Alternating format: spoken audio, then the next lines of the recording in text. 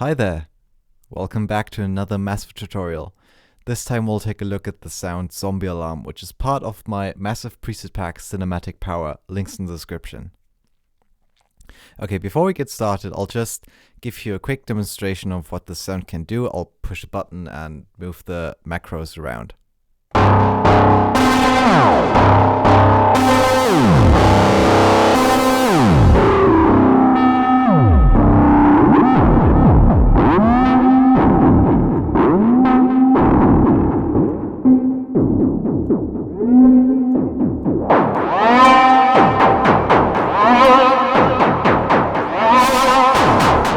So as you might notice, this patch doesn't have any of the oscillators engaged. So all we're hearing is pretty much the noise going through the filters, some feedback, and some saturation and distortion. For now, let's just turn everything off that we don't need. So we don't need reverb, we don't need delay, no EQ, we don't need the clipping, and we don't need the feedback. All we hear now is the noise and the two filters. So already vastly different. And now let's turn off this filter. And actually I'll keep these two on. Yeah, because it's an aggressive sound. This is really part of what makes the sound. So, but if we only have noise, then we shouldn't actually be able to hear any tones. The tone is generated by the comb filter. And I'm not an expert, so roughly what it does is it creates a copy of the sound itself and just switches it, moves it along ever so slightly. So there will be parts that double on each other and parts that cancel each other out. And then through some weird physics way, you actually are able to hear a tone. So if we turn this one off, so I'm pushing different buttons now, but it's always the same sound. If I turn the filter back on,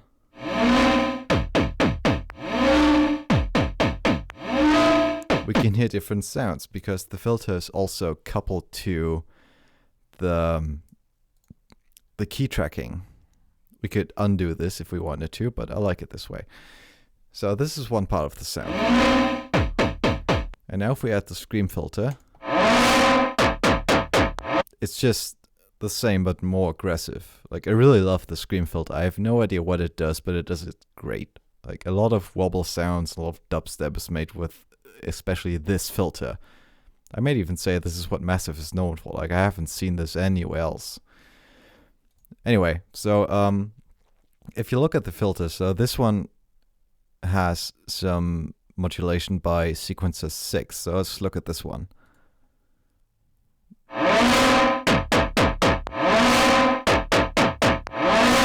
Oh yeah, I should add. This patch is very macro heavy, so you always need to look at what is being moved by the macro and what position is it in right now. So what we're hearing isn't this lane, it's actually this lane down here because the macro number 6 is all the way turned to the right. So you'll hear it go up, stay up for a bit, and then have these 8th spikes. So dun, dun, dun, dun. If we go the other way, so I'll turn this down, which means now only this lane is active. We could have a mix of both if we like, but for now it's this one. So dun, dun, dun. Okay, so something's still happening. So why is that? Let's take a look. So the amplitude, meaning the loudness of the noise, is being controlled by another modulator, which is performance number 5. Let's take a look at that one. And again, this determines how much of this lane or how much of this lane is being used. And it goes, this is the 0 value and this is the 100 value, and the macro is currently at 100. So that means this knob is all the way down here, which means we only hear this lane. And that's where we get this rhythm from. So up, down, dang, dang, dang, dang, up, down, dang, dang, dang, dang. If we take the other one, it would be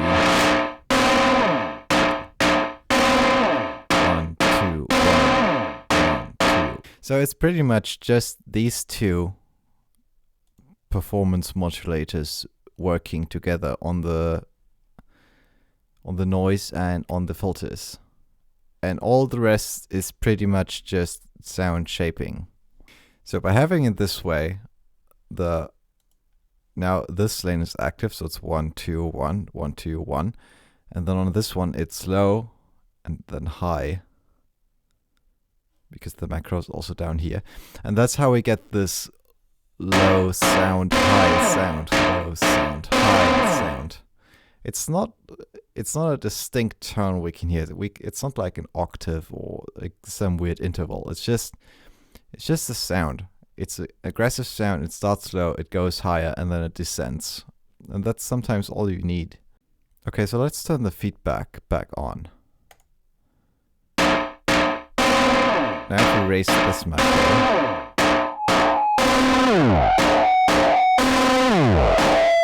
it just becomes even more aggressive. Like when I made this sound, I didn't know what the feedback was going to do when I added it.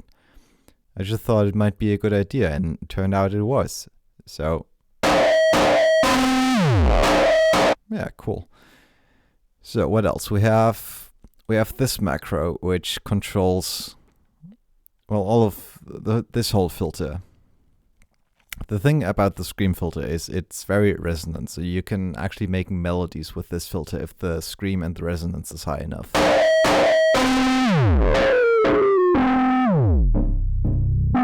And since it's in serial mode, meaning the sound will go to this filter first, then into this filter, and then through the inserts. So our filter here is pretty much just a tone control.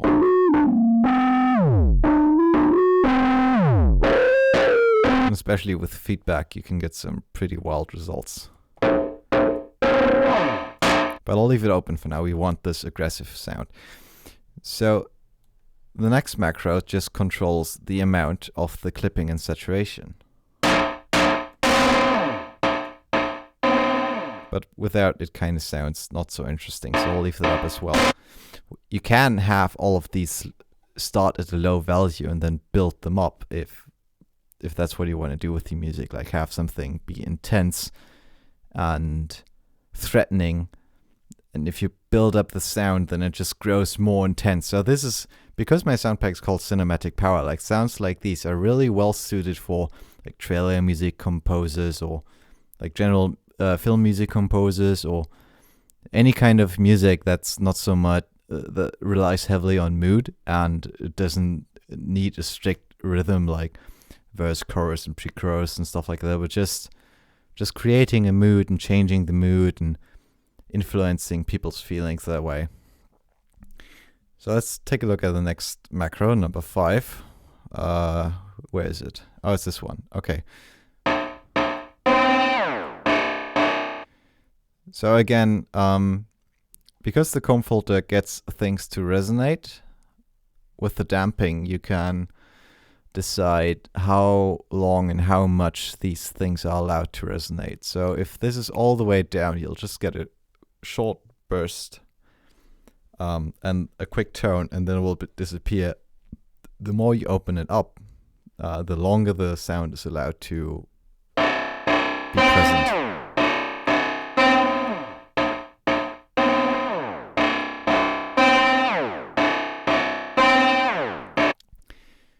Okay, and then this next one is pretty much my favorite. Yeah, because this changes it from a low-high to a high-low noise.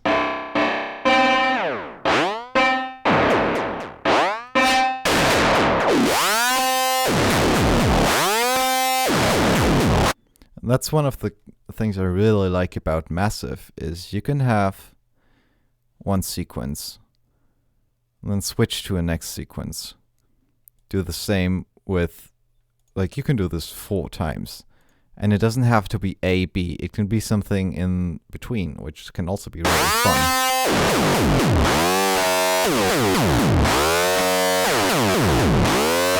And since this modulator affects the pitch of the first filter, changing this dial into either A or B or something in between will get you wild results, because the pitch will also change. Like, this is almost stagnant and not moving.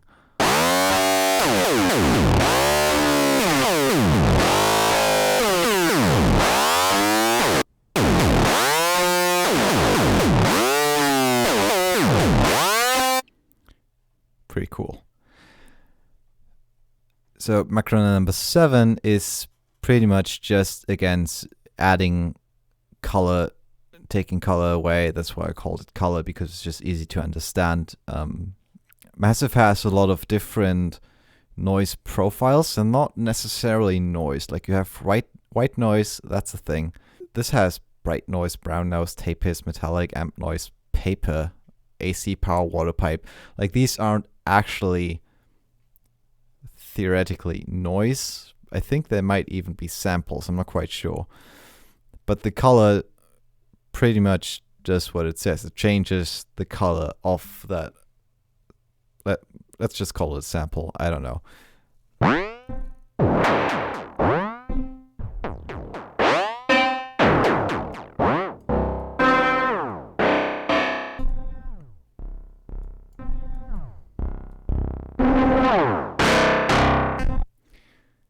And so, since the noise is our sound source, meaning everything that happens in this patch originates from the noise, being able to change the color at its origin is always a pretty good idea when programming synth. And so, for macro number 8, I've already talked about this one. This changes the amount between modulator lane 1 or 2.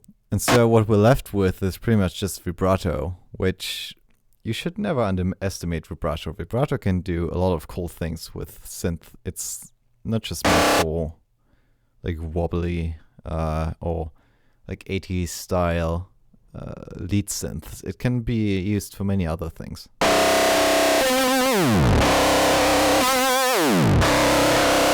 Like, this just adds a lot of unease and tension to the sound, in my opinion.